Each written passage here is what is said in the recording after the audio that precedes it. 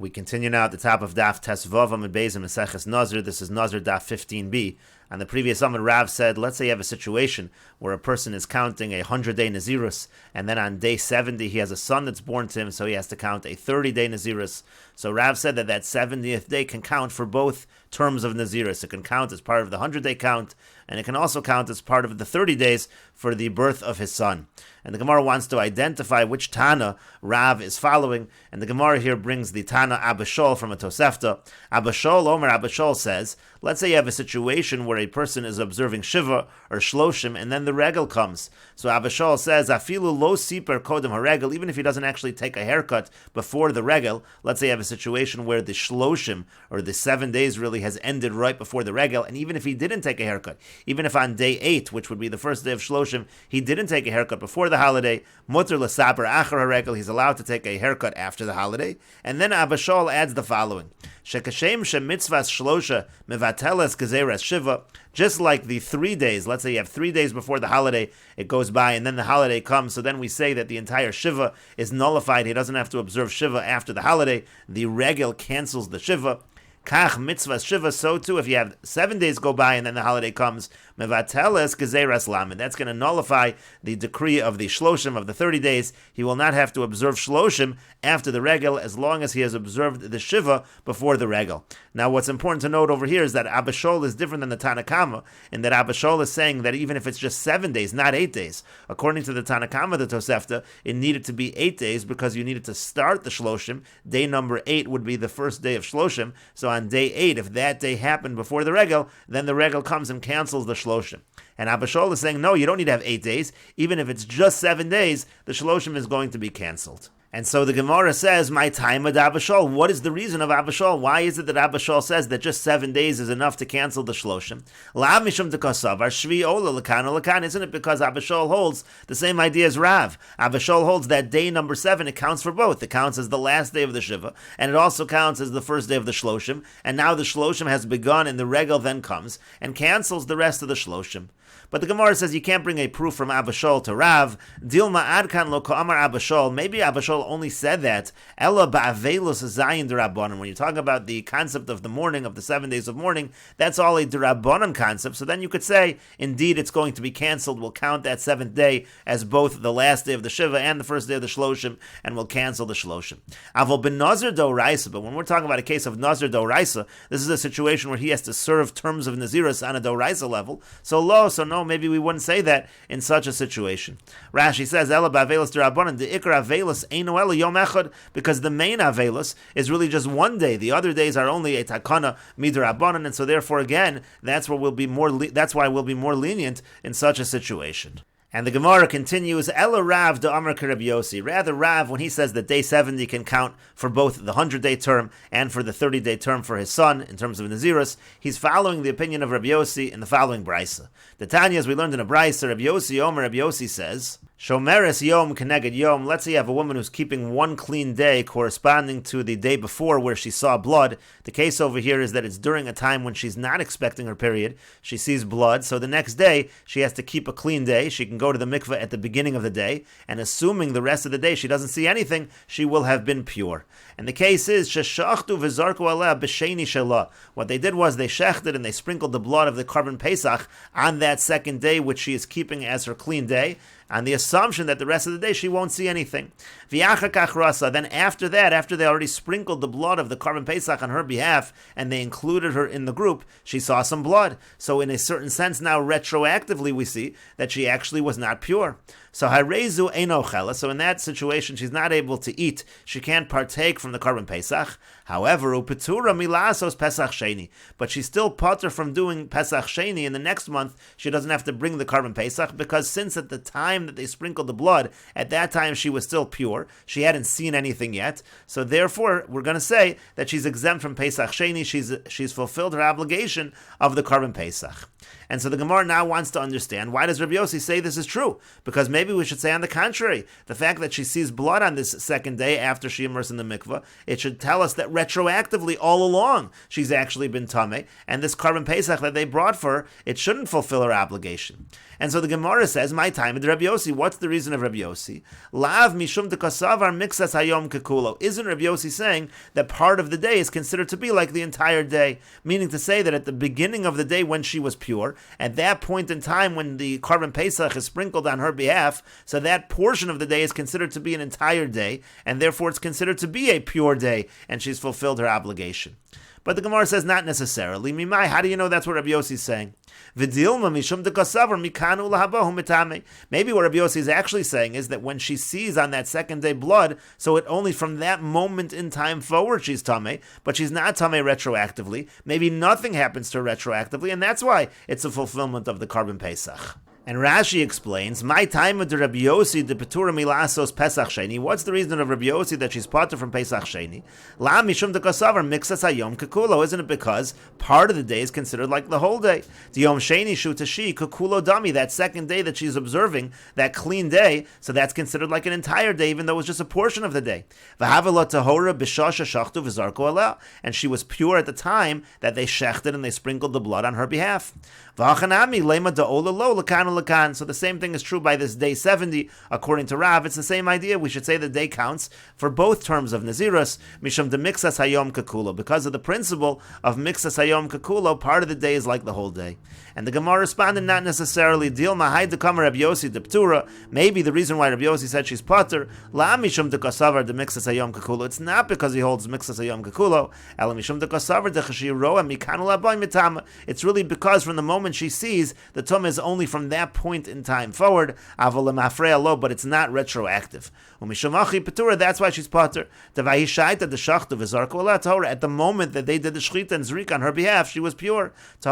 She was pure. And the fact that she became tamei later, we're not concerned with. But the Gemara continues, but does Rabbi Yossi really hold this? Does he really hold that it's only mikanul haba that there is tumah? We have a source that says the opposite, V'atanya, but we learned in a brisa. Rabbi Yossi says, Zav bal shtei re'ios, let's say you have a Zav, that's by a male, and he sees two discharges, Sheshachtu v'zarko olav b'shvi, and they shecht for him, and they sprinkle the blood for him on the seventh day. That's a similar case to our case over here of Shomeres Yom K'neged Yom. V'chein Shomeres Yom K'neged Yom, the same is true again by our case of a Shomeres Yom K'neged Yom, Sheshachtu v'zarko olah, they do the shchita, they do the zrika on her behalf, V'yachar kachro, and then after that, they see the emissions, they see the blood. So Afal Pi Shemitam in Mishkav u'Moshav L'Mafrei, it says explicitly in this brisa, even though there is going to be Tumas Mishkav and Moshav retroactively, we'll say that all the Mishkav and Moshav that happened before this point in time is going to be Tameh. There is retroactive Tumah. Petur and Milazos Pesach Sheni. Still they are potter from doing Pesach Sheni. So essentially it's the exact same brisa, and clearly it's not working because Mikanu L'Habohu Mitameh, because here it says in the brisa the Tumah is L'Mafreya. So then we're back to the question, why is it that they don't have to do Pesach Sheni? And the reason must be, like we said, Mixas Hayom Kekulo. But the Gemara says, no, not necessarily a proof from this brisa either. Ma'ile Mafreya Midrabanan. What does it mean that everything is Tameh retroactively? That's just a stringency from the Rabbanan. That is not true on a Doraisa level. And the Gemara says, Hachinam Mistavra, makes sense to say this. Because if you're going to say that the Tum is Midoraisa and everything actually is retroactive, so am I Petur Milasos Pesach Sheni? Why would they be potter from doing Pesach Sheni if you're going to say the Tum is retroactive? Again, we're back to what we originally said. They've been Tameh all along, and therefore the Karban Pesach should not fulfill their obligation, and they should have to do Pesach Sheni.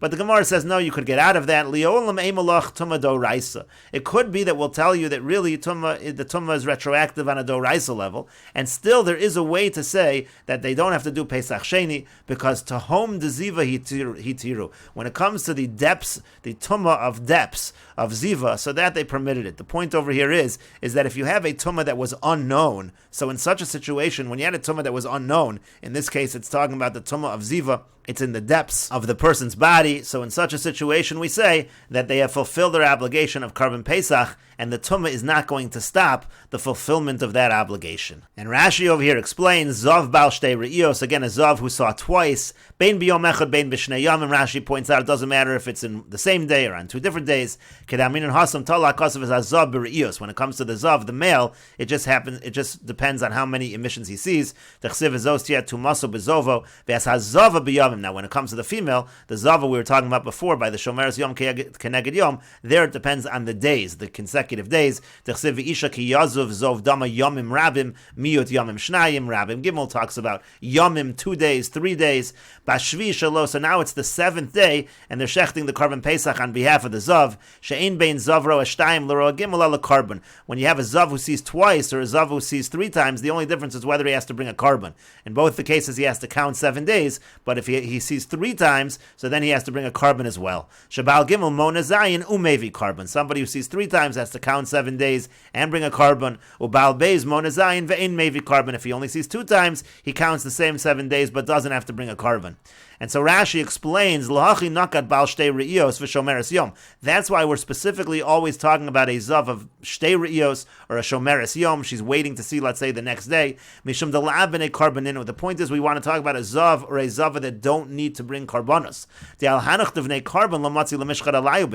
Because if you're talking about people, individuals who have to bring karbanos, you can't shech the Karban Pesach on their behalf on the 7th day. Mishum delo matzu achli pesach be'erev. They won't be able to eat the Karban Pesach in the evening. To kapar carbon because they're going to need to bring on the 8th day a carbon, and that carbon is going to hold things back. So that's why we're specifically talking about these cases. In any case, Rashi continues, from the fact that it says all the tumah is retroactive, what do you see? It's not because of the fact that the tumah only goes from the point in time they see and forward. The reason is because of Mixas Hayom Kekulo, that they're parter from doing Pesach Sheni.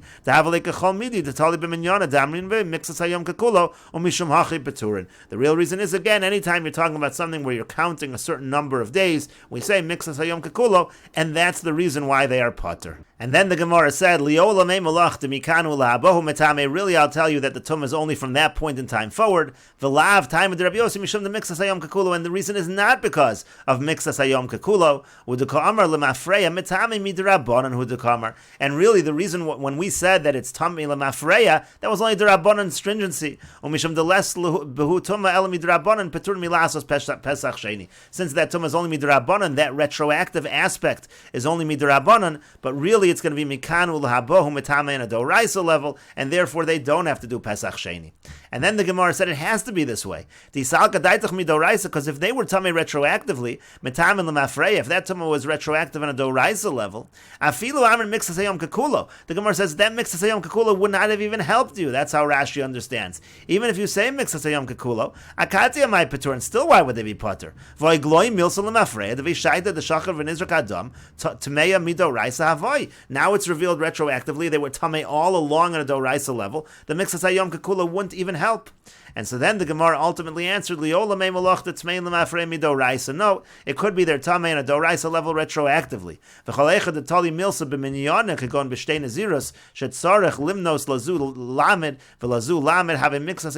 And when you have something where you're counting, let's say by Naziris, we would say Mixas Hayom Kekulo. But over here, even though there's a retroactive Tum on a Doraisa level, why are we lenient? The Tumah, the Tahom, the Ziva Hitiru, because here it's a Tumah of the depths of Ziva, and that they were matir. The cave and the Veishaita, the Nishkarakati, Avakaima Tipas Dam, and Makor Shalisha, since at the moment of Shchita, the blood was already in the body, inside her body, it hadn't left yet. Ahani ba Mixas Hayom Kekulo, the way Rashi understands the Gemara, we're also employing Mixas Hayom Kekulo over here, together with this idea of the Tipas Dam, the Chaman, the Nishkar Olea, B'Shas Tahara Dami. It's as if she was still at a moment of purity. Ve'iztum afarshi. Now some explain the Gemara as follows: Tumas hatahom beziva hainu dev'shas shchitos rika adayin lo hoisa yodas im teheroa bo bayom. Means tahom. The depths means she didn't know at the moment of shchita whether she would be tamei or not. V'imlaam mishum hachi karila tumas tahom to have a tamei lemafreya b'shas shchitos rika v'i lo havis yoda beishaita v'dami lo over b'rshas harabim v'tumas hatahom tachtav. Since she's not aware of it, that's similar to someone going in Rishas harabim and there's tum in the depths underneath them, and that's what the Gemara means by the leniency. And you see from Rashi that at this point in the Gemara is still suggesting that according to Rabbi Yossi, mixas hayom kekulo. And the Gemara continues, V'af Raboshia savar lemafreya midrabon. Raboshia also thinks within Rabbi Yossi that the tumah lemafreya, that retroactive tumah, is only on a drabonon level. The Tanya, as we learned in a Bryce, Raboshia says, Haroez zov b'shvi shalo. Let's say he sees something, he sees a discharge on the seventh day. So sares shalafanov. So it undoes everything that he counted before in terms of the counting of the 7 clean days. V'yamar le Rabbi Yochanan, and Rabbi Yochanan said to him, Lo nister ela yomo. It should really only undo that last day. It shouldn't undo the entire thing. And the Gemara questions this, Manavshach. Gemara says either way you look at it, it shouldn't just be one day. Isasar, if it's going to contradict the clean days, so Kulu Sasar, it should undo everything. You should have to start over 7 clean days. Ilo Sasar, and if it doesn't undo anything, so Lo Nistar V'lo Yomo, it shouldn't undo the last day either. So what does Rabbi Yochanan mean to say? And the Gemara says, Ela emo lo nistar v'lo yomo. Rather, what Rabbi Yochanan is responding to Rabbi Oshia, Rabbi Yochanan is responding, it shouldn't undo anything. Even the last day should not be undone. And Tosas explains the Gemara's question in Rabbi Yochanan, that Mimanav Shach, Ika savar lemafreya hu metami. If Rabbi Yochanan holds the tumah is retroactive, so afilu kulu nister. So then that day is not counted, and everything should be undone. The 7 clean days should have to start over. V'mikanu la'abo metami. But if the tumah is only from the moment of seeing and onward, so yomo nami lo nister. It shouldn't even undo that final day. Taharei kiri'ir rishona shel ziva acheres. It should be like the first sighting of a new flow. The ein ba l'tumas erev. That's only a tumah for the evening. V'yitvo la'erev v'yitar. He should be able to immerse at the evening and purify himself. The kaimalon re'ir rishona shel zav keri bialma. We say that the first sighting of a zav, that's just considered like a bal keri. Hachi kamer lo yister v'lo yoma. Meaning to say, the Gemara ended up answering, you're right. It doesn't even undo that last day. Kilomar afilu yoma. Meaning even that last day is fine. It's considered to be like the person counted 7 clean days if he sees on the 7th day. Lefish shekvar alalo mixas hayom. The point over here is the same idea. We employ the concept of mixas hayom kakulo. He's counted 7 clean days. Now if he sees something, it's going to be considered like a new sighting, a new zav, and that's going to be considered just like a bal keri. He's